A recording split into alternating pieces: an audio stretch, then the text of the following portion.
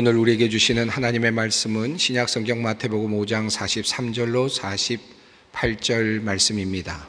마태복음 5장 43절로 48절 말씀입니다. 이 계시의 말씀을 봉독할 때 다 함께 살아계신 하나님의 음성을 들으실 수 있기를 바랍니다. 또 내 이웃을 사랑하고 내 원수를 미워하라 하였다는 것을 너희가 들었으나 나는 너희에게 이르노니 너희 원수를 사랑하며 너희를 박해하는 자를 위하여 기도하라. 이같이 한즉 하늘에 계신 너희 아버지의 아들이 되리니 이는 하나님이 그 해를 악인과 선인에게 비추시며 비를 의로운 자와 불의한 자에게 내려주심이라. 너희가 너희를 사랑하는 자를 사랑하면 무슨 상이 있으리요? 세리도 이같이 아니하느냐? 또 너희가 너희 형제에게만 무난하면 남보다 더하는 것이 무엇이냐?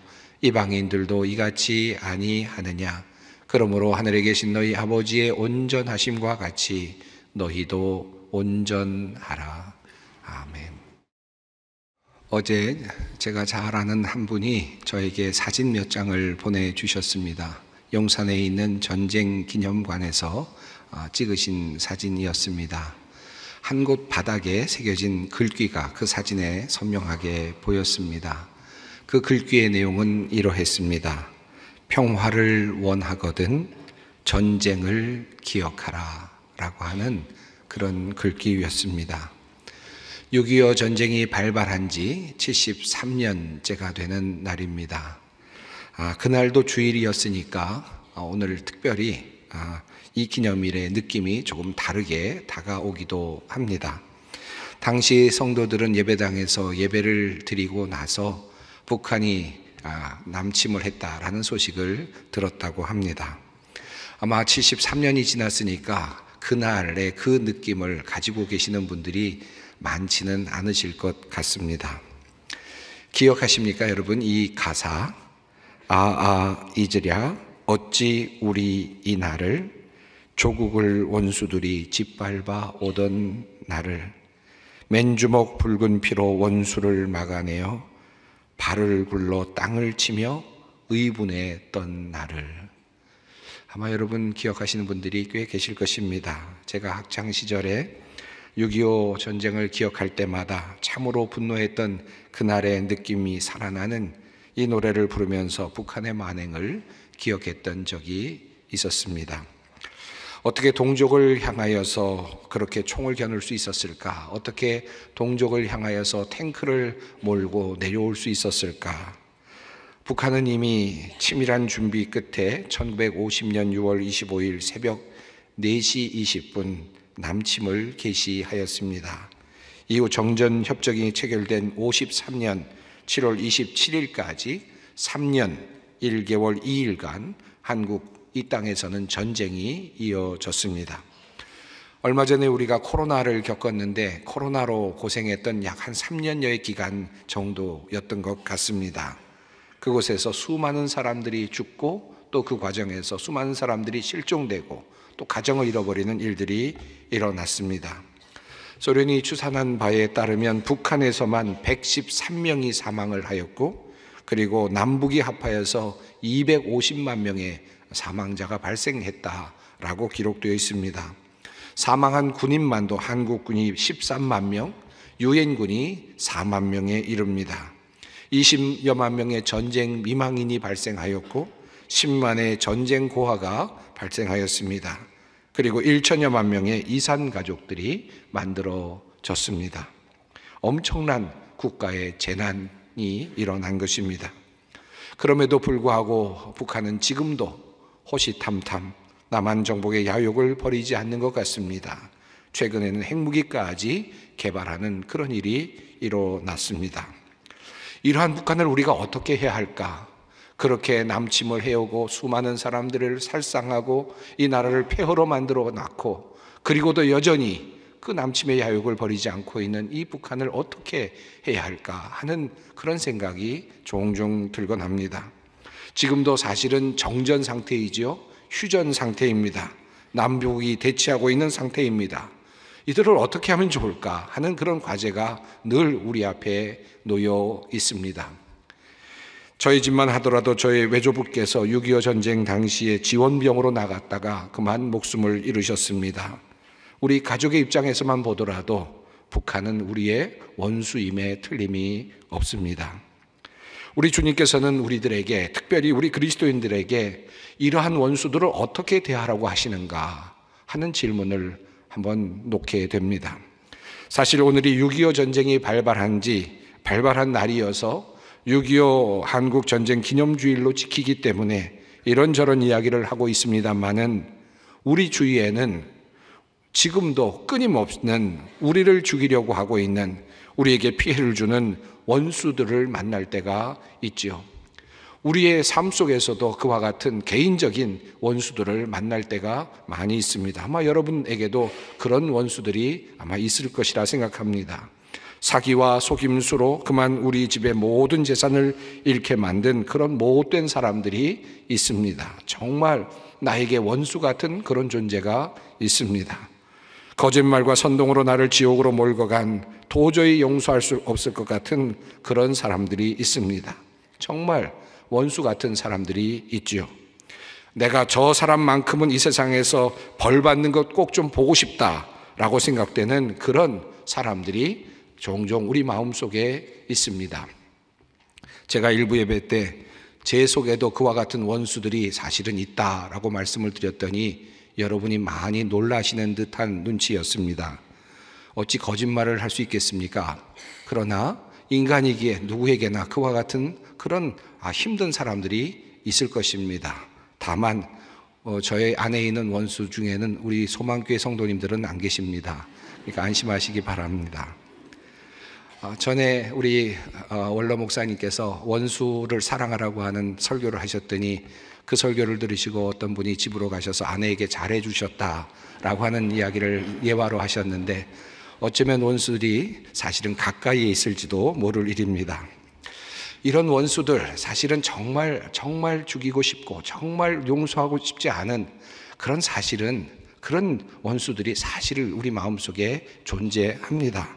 그런 사람들을 대할 때 우리는 어떻게 해야 할까요? 우리는 북한이라고 하는 또 다른 하나의 원수라고 하는 그런 의미에서의 또 다른 대상을 놓고 있지만, 우리의 삶 속에서도 비일비재하게 일어나고 있는 원수들을 우리는 어떻게 대하여야 할까 하는 그런 의문이 듭니다. 우리는 사실은 이 질문에 대해서 대답을 알고 있죠. 교회 나오시는 분들, 또 성경을 읽으시는 분들은 그 예수님의 대답을 잘 알고 있습니다. 내 원수를 사랑하라, 내 원수를 용서하라 라고 하는 이 말씀 모르는 사람이 어디 있습니까? 그러나 이 말씀을 들을 때마다 언뜻 드는 생각은 무엇입니까? 예, 잘 알고 있습니다. 다 아는 내용입니다. 그런데 불가능합니다. 저는 불가능합니다.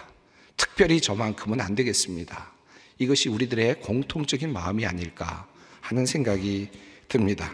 어떻게 나와 가족을 죽인 원수를 용서할 수 있다는 말입니까?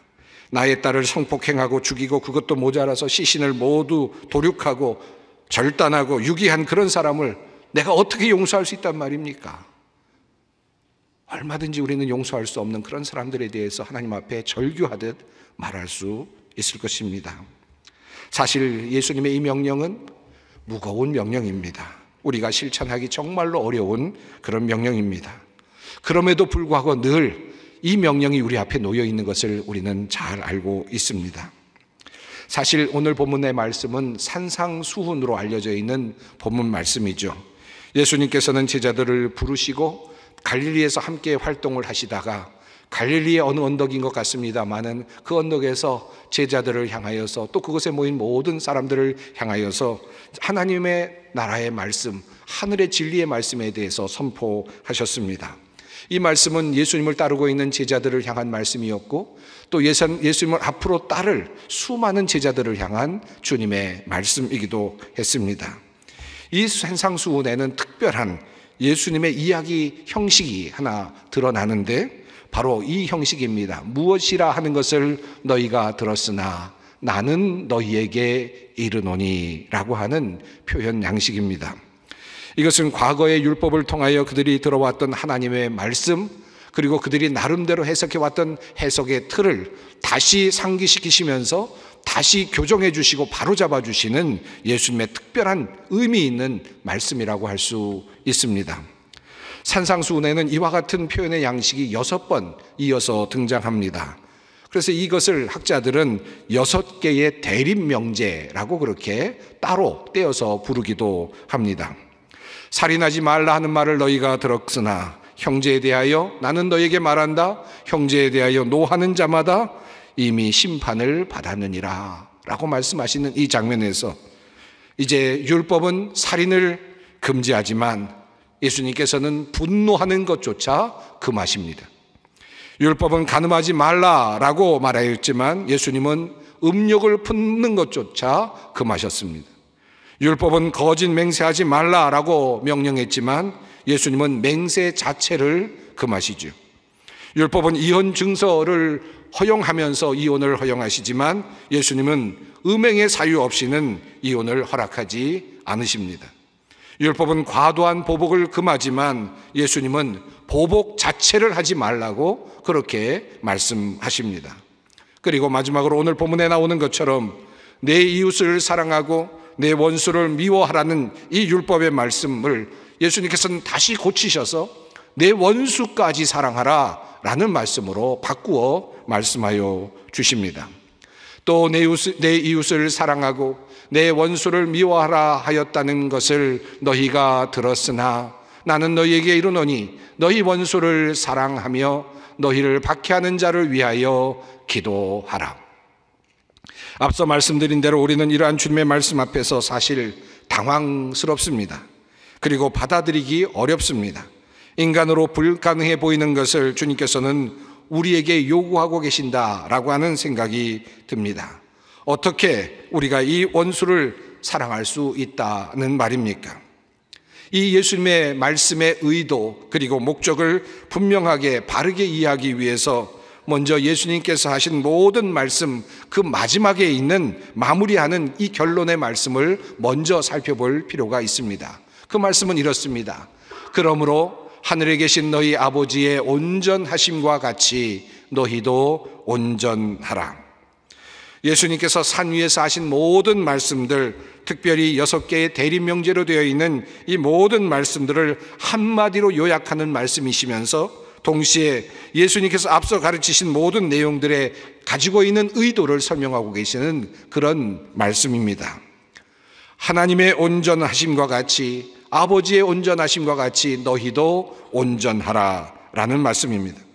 예수님께서 원수를 용서하라고 말씀하시는 이유는 너희가 온전하게 되기를 원하기 때문이다 라는 뜻이고, 예수님께서 음욕까지도 품지 말라라고 명령하시는 이유는 너희가 온전하게 되기를 원하기 때문이다 라는 말씀이며, 예수님께서 우리들에게 노하지 말라라고 말씀하시는 이유 역시 너희가 온전하여지기를 원하기 때문이다 라는 말로 해석할 수 있습니다. 자, 여기서 온전함이란 도대체 무엇일까요? 오늘 본문에 사용된 온전함이라는 단어는 헬라어로 텔레이오스라고 쓰여져 있습니다. 이 단어가 여러 곳에 나오기는 합니다만 특별히 헬라어로 되어 있는 구약성경 70인역에 구약성경의 내용인 신명기 18장 13절 말씀이 있는데 이 말씀 속에 헬라어로 같은 단어가 사용되고 있습니다. 너는 내 하나님 여호와 앞에서 완전하라 라고 그렇게 되어 있습니다. 텔레이오스라는 단어가 사용되고 있습니다. 자, 이 구약의 말씀과 그리고 예수님께서 말씀하신 산상수훈에서 말씀하시는 온전하라라고 하는 말씀은 단어적으로는 분명히 같습니다만은 그러나 미묘한 차이점이 있습니다. 이 부분을 조금 더 깊이 살펴보려고 합니다. 신명기에서 완전하라고 하시는 말씀의 뜻은 무엇일까를 먼저 생각해 보십시다. 너는 여호와 앞에서 완전하라 라는 말씀 그 앞 내용을 보면 이런 말씀이 있습니다. 내 하나님 여호와께서 내게 주시는 땅에 들어가거든 너는 그 민족들의 가증한 행위를 본받지 말 것이니 그의 아들이나 딸을 불 가운데로 지나게 하는 자나 점쟁이나 기륭을 말하는 자나 요술을 하는 자나 무당이나 진언 자나 신접자나 박수나 초혼자를 너희 가운데 용납하지 말라. 이 말씀을 하시면서 주님께서는 내가 온전한 것 같이, 내가 완전한 것 같이, 하나님께서 완전하신 것 같이 너희도 완전하라 라는 말씀을 덧붙여 주셨습니다. 신명기를 통하여 주시는 하나님의 요구로서의 완전함이란, 그러므로 주변의 민족들이 행하는 가증한 행위를 본받지 말라는 뜻이고, 신접한 자라든지 점쟁이와 같은 이들을 용납하지 말라라는 뜻으로 읽힐 수 있습니다. 즉 신명기의 말씀을 통하여 주시는 이 요구하시는 완전하라는 주님의 하나님의 명령은 이방인들이나 이방인의 종교와 분리되어야 한다라는 뜻을 가지고 있습니다. 그들과 섞이지 않아야 된다라고 하는 뜻을 가지고 있죠. 혼합되지 말아야 된다라고 하는 뜻을 가지고 있습니다. 그들의 종교를 따르지 말고 그들의 관습을 따르지 않는 것, 구별되는 것을 의미합니다. 우리가 거룩이라는 말을 할 때 구약적인 의미에서 거룩을 구별된다라는 말로 그렇게 풀곤 합니다. 바로 그런 의미에서 거룩하라라는 말도 또한 같은 의미로 사용됩니다. 레위기 19장의 말씀입니다. 여호와께서 모세에게 말씀하여 이르시되 너는 이스라엘 자손의 온 회중에게 말하여 이르라. 너희는 거룩하라. 이는 나 여호와 너의 하나님이 거룩함이니라. 이 구별됨, 거룩성은 이스라엘이 오랫동안 견지해온 이스라엘의 정체성이 되었습니다. 다른 사람들과 구별되라 라고 하는 말씀이죠. 그러나 사실은 이 구별되라 라고 하는 말씀의 본래 의미는 존재의 충실함에서 오는 그런 결과로서의 구별됨일 것입니다. 다시 말하면 하나님의 자녀답게 살다 보면 당연히 구별이 될 것이고, 구별됨을 이루면서 살아가라 라고 하는 하나님의 말씀의 뜻이었을 것입니다.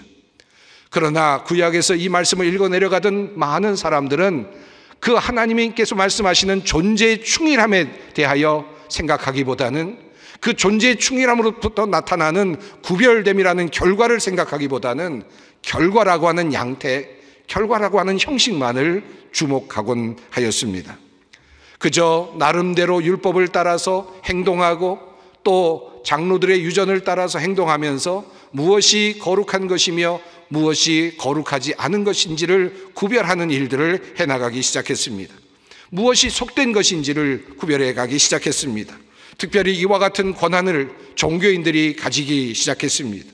대제사장들과 서기관들과 같은 사람들은 이 구별됨이라고 하는, 거룩이라고 하는 무기를 가지고 사람들을 판단하고 잣대를 가지고, 그리고 의인을 나누고 죄인을 나누곤 하였습니다.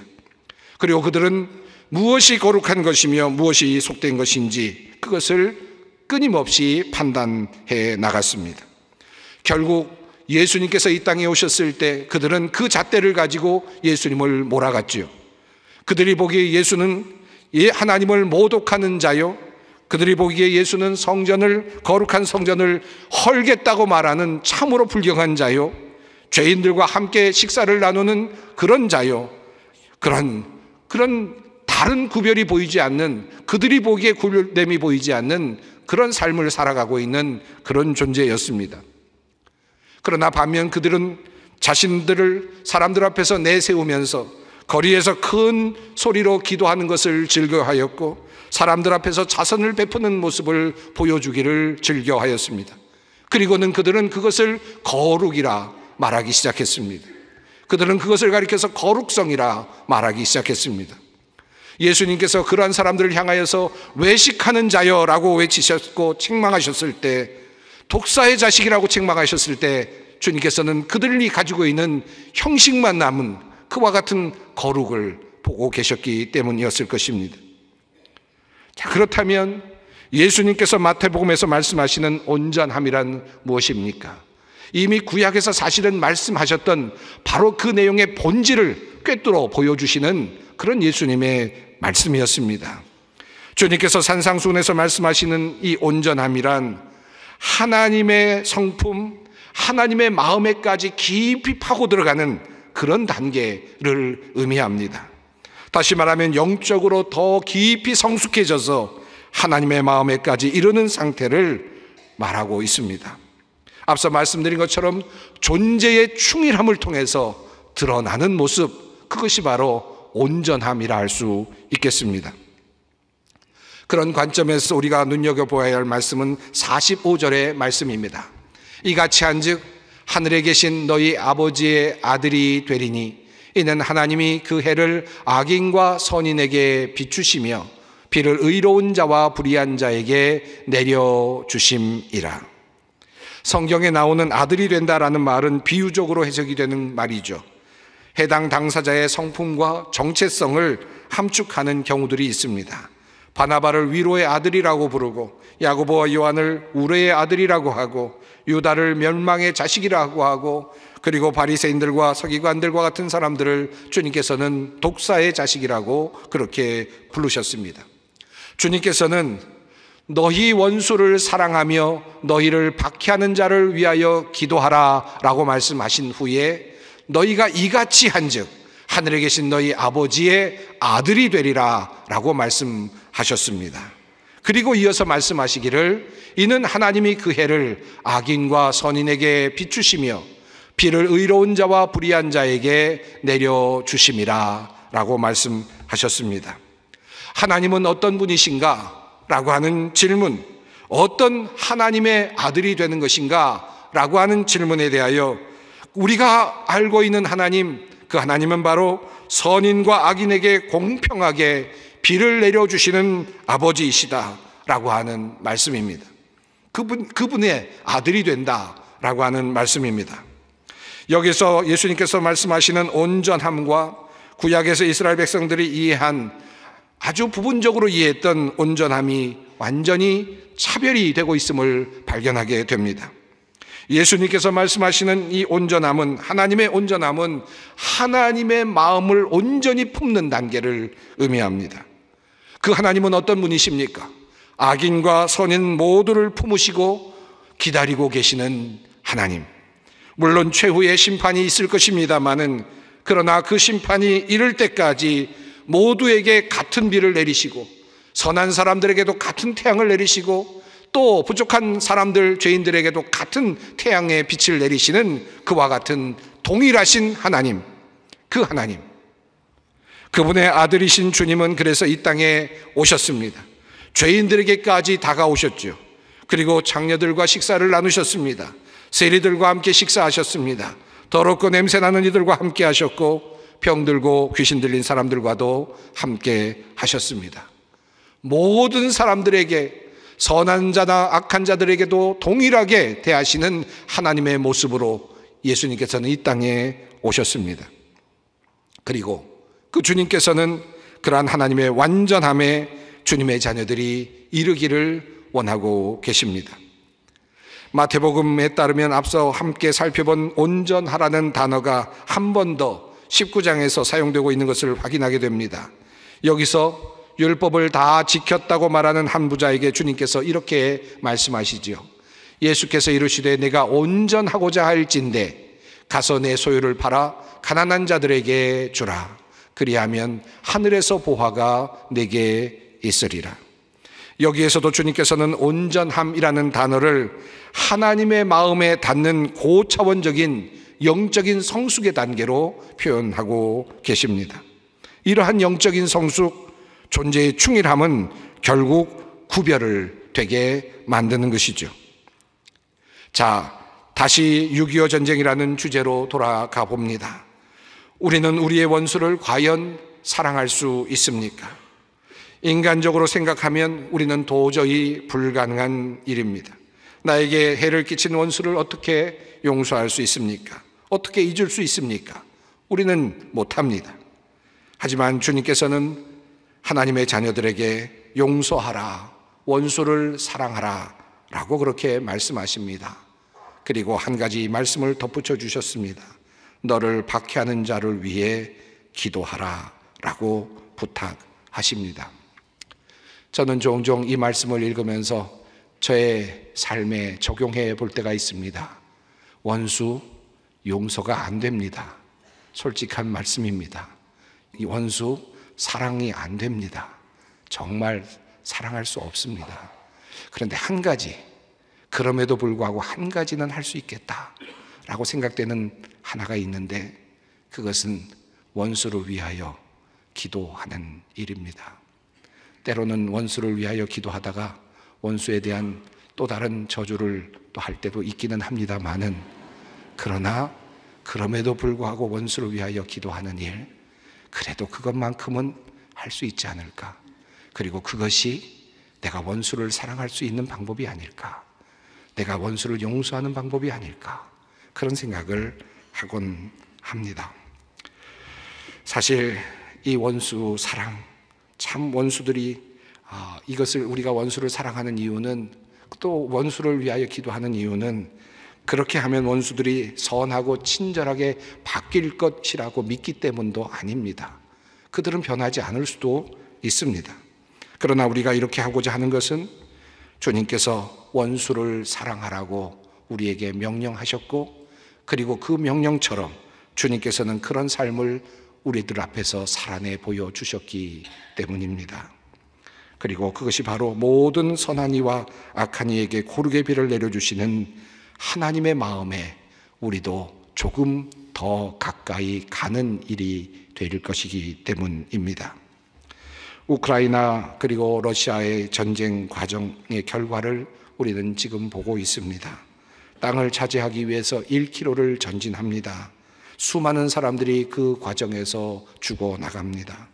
도시를 회복했다고 국기를 걸어놓은 군인들의 모습을 우리는 사진에서 보고 있습니다. 그런데 여러분 어떻습니까? 모든 건물은 다 폐허가 되고 황폐화되었고 사람들은 모두 죽거나 도망을 갔습니다. 그 죽음의 도시에 그 국기를 걸어놓는 것, 과연 무슨 의미가 있습니까? 도대체 우리가 전쟁을 통해서 얻을 수 있는 일은 무엇입니까? 그러므로 우리 주님께서 말씀하십니다. 원수를 사랑하여라. 너를 대적하는 사람을 위하여 기도하여라. 신냉전의 시대가 지금 도래하고 있습니다. 각종 신무기들이 자랑스럽게 여겨지고 우리의 국방력이 자랑스럽게 여겨지고 미사일 발사 장면이 흐뭇하게 느껴지는 요즘입니다. 특별히 최근 북한이 핵을 또 개발하고 계속해서 핵 실험을 하고 있는 모습을 보면서 많은 분들이 강경한 입장을 가지고 북한을 응징하자고 하는 이야기들을 하고 계시는 것을 종종 봅니다. 그렇습니다. 북한은 원수입니다. 여전히 원수이죠. 여러분 6.25 전쟁 때 가장 많은 피해를 받은 사람들이 누구입니까? 우리 그리스도인들 아닙니까? 적어도 1,100여 명이 달하는 기독교 지도자들, 교회 지도자들이 북한으로 압송되었고 모두 다 고된 노동 속에서 또 살해를 당하고 총살형을 당했습니다. 얼마나 많은 사람들이, 기독교인들이 북한의 공산당에 의해서 죽임을 당하고 어려운 일을 당했습니까? 그럼에도 불구하고, 그들의 그 원수임에도 불구하고 주님께서 우리에게 주시는 명령은 분명합니다. 원수를 사랑하여라. 그리고 원수를 위하여 기도하여라. 예수님께서 잡히시던 밤에 제자 중 하나가 대제사장의 종을 쳐서 그 귀를 떨어뜨렸을 때 주님께서 하신 이 말씀을 전쟁을 기억하는 오늘 우리 모두 마음에 새기기를 원합니다. 내 칼을 도로 칼집에 꽂으라.